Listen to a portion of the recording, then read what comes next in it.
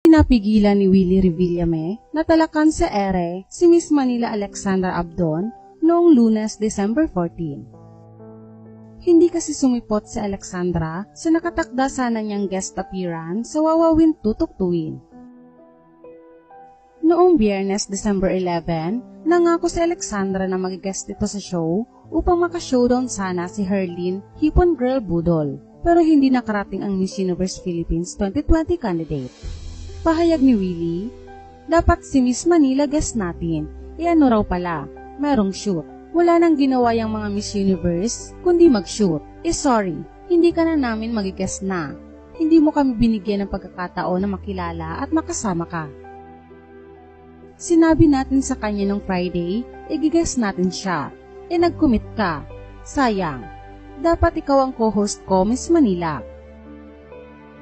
Patutsyada pa ng TV host, isipin mo, 1 oras at kalahati ka sa TV, diba? Sandali ka lang sa Miss Universe, talo ka pa, diba? Miss Manila Alex, diba? Di nag-iisip eh.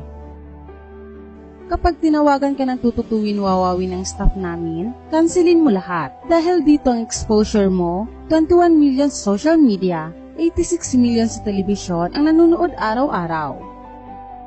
Sabi ni Willie, hindi niya pinasipot si Miss Universe Philippines 2020 second runner-up Michelle Gumabaw at Hipon Girl noong araw na yon dahil buong akala niya ay mag-guest co-host si Miss Manila.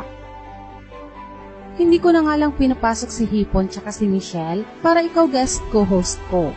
Dahil medyo high blood pa ako, kailangan ko ng guest co-host. Sayang. I'm sorry, Miss Manila. That's it. Maybe see you in the other life. Sa episode ng Wawawi noong Miyerkules, December 16, sinabi ni R.S. Francisco kay Willie na nais daw ni Alexandra explain ang kanyang panic sa hindi pagsipot sa show. Tugon ni Willie, bibigyan kita ng pagkakataon mo, Miss Manila Alexandra Abdon. Hindi ako nagalit. Sabi mo, pupunta ka nung Monday. You have to be professional. Pag nag-commit ka, you have to commit. Ako pag sinabi ko, pupunta ako kahit anong mangyari.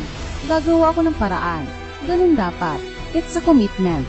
Paano ka paniniwalaan ng tao kung hindi ka nagkukumit? Mag-commit ka, tapos di mo tutuparin? Wala pang tugon si Miss Manila tungkol dito. Anong